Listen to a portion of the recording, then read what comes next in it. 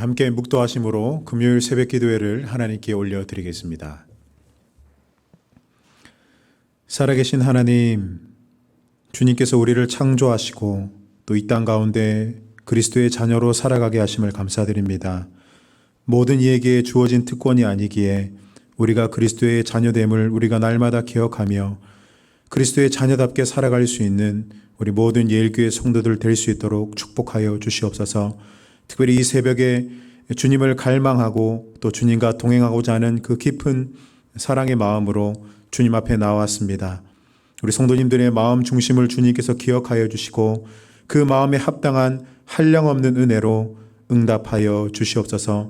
마음에 또한 많은 소원을 가지고 나오신 성도님들의 삶의 형편을 주님께서 헤아려 주시고 그들의 삶에 귀한 것으로 좋은 것으로 채우시는 하나님을 또한 경험하고 돌아갈 수 있도록 은혜 베풀어 주시옵소서. 주님께 모든 영광 올려드리며 예수 그리스도의 이름으로 기도드립니다. 아멘. 오늘 하나님께서 우리에게 주시는 말씀은 히브리서 8장에서 10장까지의 말씀입니다. 신약성경 8장, 9장, 히브리서 8장, 9장, 10장의 말씀, 제가 가진 성경으로 신약성경 359면에 있습니다. 제가 한 절, 여러분들이 한 절, 마지막은 합독하도록 하겠습니다.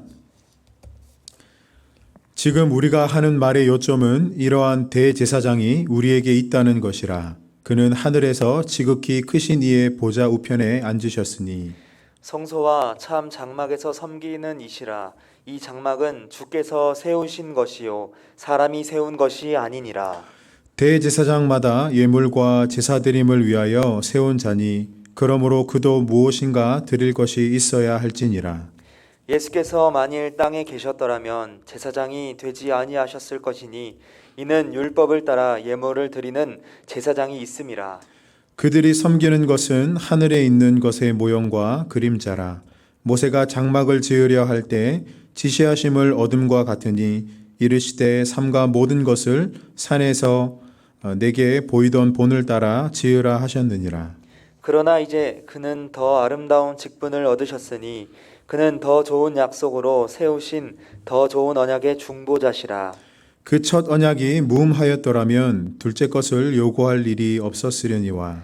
그들의 잘못을 지적하여 말씀하시되 주께서 이르시되 볼지어다 날이 이르리니 내가 이스라엘 집과 유다 집과 더불어 새 언약을 맺으리라.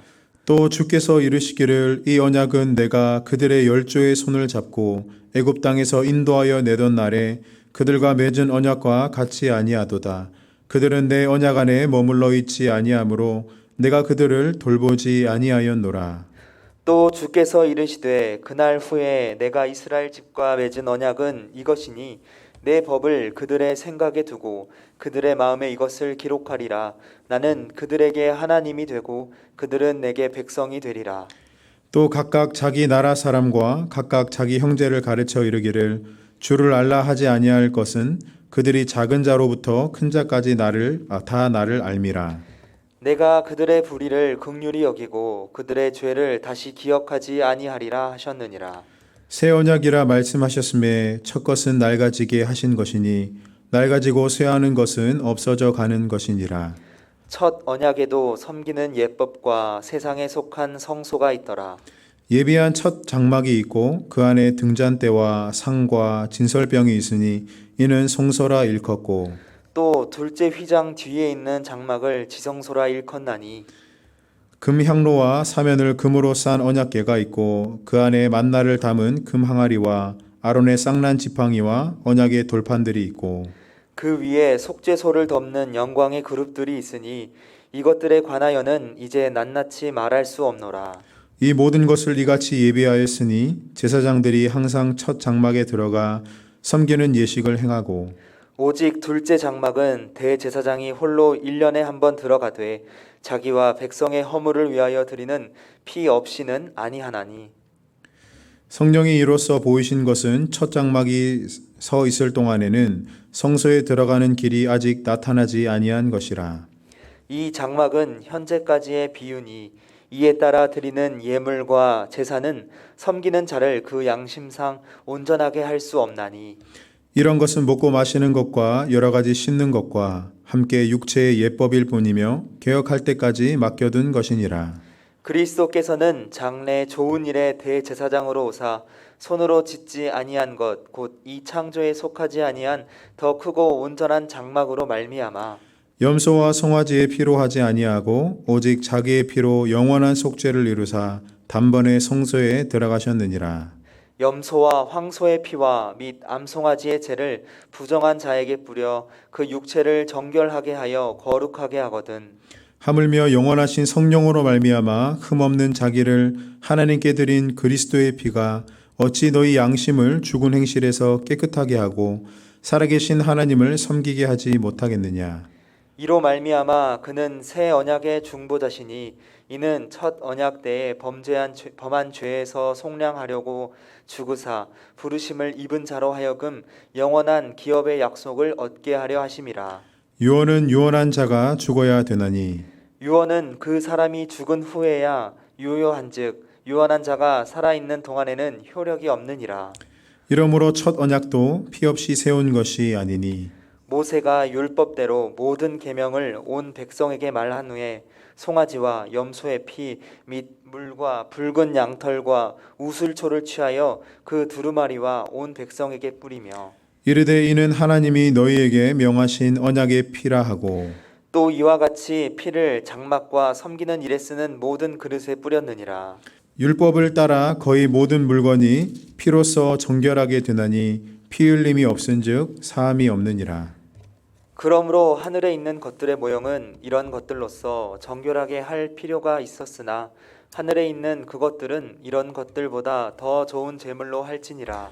그리스도께서는 참 것의 그림자인 손으로 만든 성소에 들어가지 아니하시고 바로 그 하늘에 들어가사 이제 우리를 위하여 하나님 앞에 나타나시고 대제사장이 해마다 다른 것의 피로써 성소에 들어가는 것 같이 자주 자기를 드리려고 아니하실지니 그리하면 그가 세상을 창조한 때부터 자주 고난을 받았어야 할 것이로되 이제 자기를 단번에 제물로 드려 죄를 없이 하시려고 세상 끝에 나타나셨느니라. 한 번 죽는 것은 사람에게 정해진 것이요 그 후에는 심판이 있으리니 이와 같이 그리스도도 많은 사람의 죄를 담당하시려고 단번에 들이신 바 되셨고 구원에 이르게 하기 위하여 죄와 상관없이 자기를 바라는 자들에게 두 번째 나타나시리라. 율법은 장차 올 좋은 일의 그림자일 뿐이요 참 형상이 아니므로 해마다 늘 드리는 같은 제사로는 나아오는 자들을 언제나 온전하게 할 수 없느니라. 그렇지 아니하면 섬기는 자들이 단번에 정결하게 되어 다시 죄를 깨닫는 일이 없으리니 어찌 제사 드리는 일을 그치지 아니하였으리요. 그러나 이 제사들에는 해마다 죄를 기억하게 하는 것이 있나니 이는 황소와 염소의 피가 능히 죄를 없이 하지 못함이라. 그러므로 주께서 세상에 임하실 때에 이르시되 하나님이 제사와 예물을 원하지 아니하시고 오직 나를 위하여 한 몸을 예비하셨도다. 번제와 속죄제는 기뻐하지 아니하시나니 이에 내가 말하기를 하나님이여 보시옵소서 두루마리 책에 나를 가리켜 기록된 것과 같이 하나님의 뜻을 행하러 왔나이다 하셨느니라. 위에 말씀하시기를 주께서는 제사와 예물과 번제와 속죄제는 원하지도 아니하고 기뻐하지도 아니하신다 하셨고 이는 다 율법을 따라 드리는 것이라. 그 후에 말씀하시기를 보시옵소서 내가 하나님의 뜻을 행하러 왔나이다 하셨으니 그 첫째 것은 패하심은 둘째 것을 세우려 하심이라. 이 뜻을 따라 예수 그리스도의 몸을 단번에 들이심으로 말미암아 우리가 거룩함을 얻었노라. 제사장마다 매일 서서 섬기며 자주 같은 제사를 드리되 이 제사는 언제나 죄를 없게 하지 못하거니와 오직 그리스도는 죄를 위하여 한 영원한 제사를 드리시고 하나님 우편에 앉으사 그 후에 자기 원수들을 자기 발등상이 되게 하실 때까지 기다리시나니 그가 거룩하게 된 자들을 한 번의 제사로 영원히 온전하게 하셨느니라. 또한 성령이 우리에게 증언하시되 주께서 이르시되 그날 후로는 그들과 맺을 언약이 이것이라 하시고 내 법을 그들의 마음에 두고 그들이 생각에 기록하리라 하신 후에 또 그들의 죄와 그들의 불법을 내가 다시 기억하지 아니하리라 하셨으니 이것들을 사하셨은즉 다시 죄를 위하여 제사 드릴 것이 없느니라. 그러므로 형제들아 우리가 예수의 피를 힘입어 성소에 들어갈 담력을 얻었나니 그 길은 우리를 위하여 휘장 가운데로 열어놓으신 새로운 살 길이요 휘장은 곧 그의 육체니라. 또 하나님의 집 다스리는 큰 제사장이 계심에 우리가 마음의 뿌림을 받아 악한 양심으로부터 벗어나고 몸은 맑은 물로 씻음을 받았으니 참 마음과 온전한 믿음으로 하나님께 나아가자. 또 약속하신 이는 미쁘시니 우리가 믿는 도리의 소망을 움직이지 말며 굳게 잡고 서로 돌아보아 사랑과 선행을 격려하며 모이기를 패하는 어떤 사람들의 습관과 같이 하지 말고 오직 권하여 그날이 가까움을 볼수록 더욱 그러하자. 우리가 진리를 아는 지식을 받은 후 짐짓 죄를 범한즉 다시 속죄하는 제사가 없고 오직 무서운 마음으로 심판을 기다리는 것과 대적하는 자를 태울 맹렬한 불만 있으리라. 모세의 법을 폐한 자도 두세 증인으로 말미암아 불쌍히 여김을 받지 못하고 죽었거든. 하물며 하나님의 아들을 짓밟고 자기를 거룩하게 한 언약의 피를 부정한 것으로 여기고 은혜의 성령을 욕되게 하는 자가 당연히 받을 형벌은 얼마나 더 무겁겠느냐 너희는 생각하라. 원수 갚는 것이 내게 있으니 내가 갚으리라 하시고 또다시 주께서 그의 백성을 심판하리라 말씀하신 것을 우리가 아노니 살아계신 하나님의 손에 빠져 들어가는 것이 무서울진저 전날에 너희가 빛을 받은 후에 고난의 큰 싸움을 견디어낸 것을 생각하라. 혹은 비방과 환난으로서 사람에게 구경거리가 되고 혹은 이런 형편에 있는 자들과 사귀는 자가 되었으니 너희가 갇힌 자를 동정하고 너희 소유를 빼앗기는 것도 기쁘게 당한 것은 더 낫고 영구한 소유가 있는 줄 알미라. 그러므로 너희 담대함을 버리지 말라. 이것이 큰 상을 얻게 하느니라. 너희에게 인내가 필요함은 너희가 하나님의 뜻을 행한 후에 약속하신 것을 받기 위함이라. 잠시 잠깐 후면 오실 이가 오시리니 지체하지 아니하시리라. 나의 의인은 믿음으로 말미암아 살리라. 또한 뒤로 물러가면 내 마음이 그를 기뻐하지 아니하리라 하셨느니라. 우리는 뒤로 물러가 멸망할 자가 아니요 오직 영혼을 구원함에 이르는 믿음을 가진 자니라. 아멘. 여러분 히브리서의 이 본래 뜻은 히브리인들에게라는 뜻입니다. 저자는 미상이지만 이 서신을 받은 수신자 독자들은 히브리인들, 즉 이 기독교 내의 유대인들이었음이 분명합니다. 왜 유대인들에게 이 서신서를 썼을까요? 왜냐하면 이 유대교에서 나고 자란 유대인들이 이 그리스도로 개종해 왔는데 지금 다시 유대교로 돌아가려는 그 배교의 유혹을 느끼고 있기 때문이에요. 여러분 앞서 새벽에 그 설교하셨던 우리 교육자분들을 통해서 다 들으셨겠지만 지금 유대인들은 유대교에서 그리스도인으로 개종했다는 이유만으로 지금 로마 황제의 그 박해를 받고 있고요. 또 유대교 사회 내에서는 지금 그리스도교가 기독교인들이 비주류 아닙니까? 소수 아닙니까? 그 소수가 지금 굉장한 그 사회적 소외를 당하고 있는 상황입니다. 이런 위치에 놓인 이 기독교 내 유대인들의 이 반응이 이 안전하고 싶은 욕구를 느끼지 않겠어요? 그래서 다시 유대교로 돌아가고 싶다. 유대교의 그 제사들이 그립다라는 이야기들이 지금 이 기독교 내 유대인들 사이에서 막 일어나고 있었던 것 같습니다. 이런 유대인들의 배교를 막고 너희가 이 기독교, 그리스도교로 남아야 하는 그 주장을 쓴 것이 설득력 있게 쓴 것이 바로 이 히브리서입니다. 그래서 이 히브리서를 한마디로 요약하면요.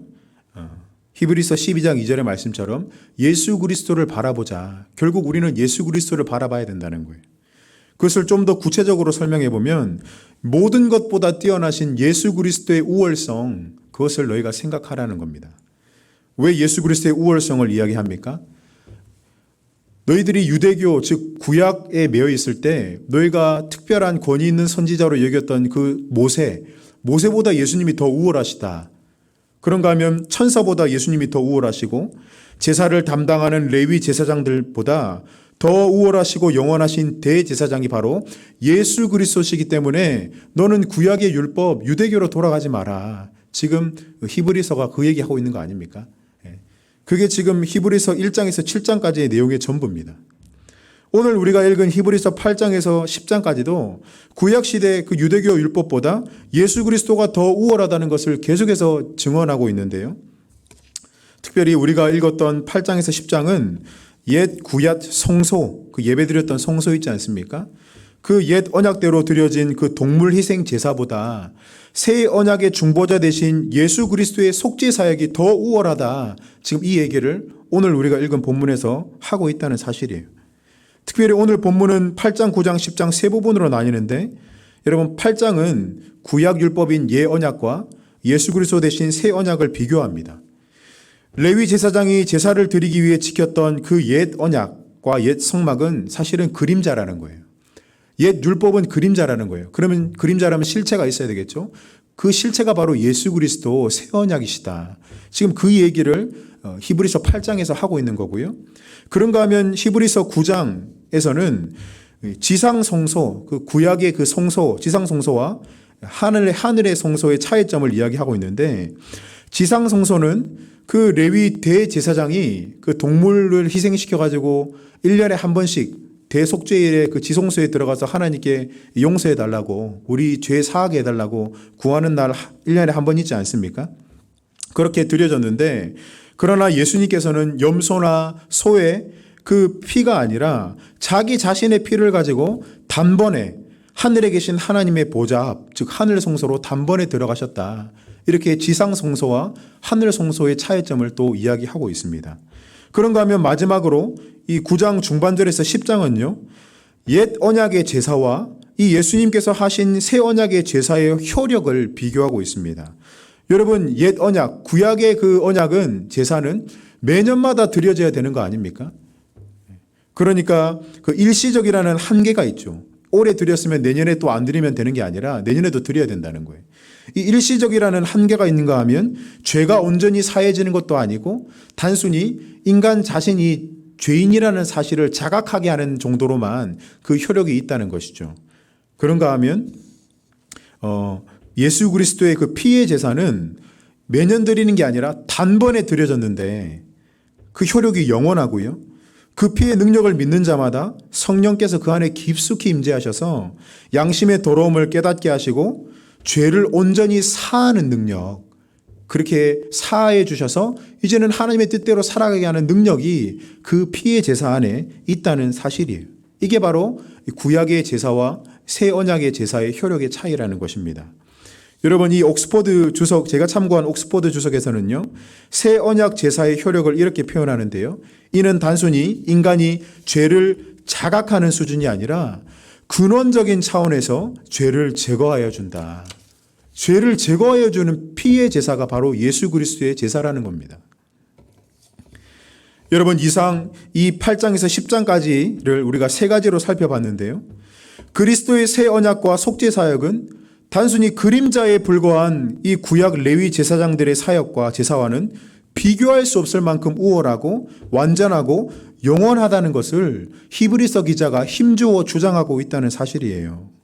그러므로 너희들은 자꾸 옛 종교, 유대교로 자꾸 돌아가려고, 구약 율법으로 돌아가려고 하지 말고 그리스도를 따르는 신앙으로 들어가서 더 이상 머뭇머뭇거리지 말라는 겁니다.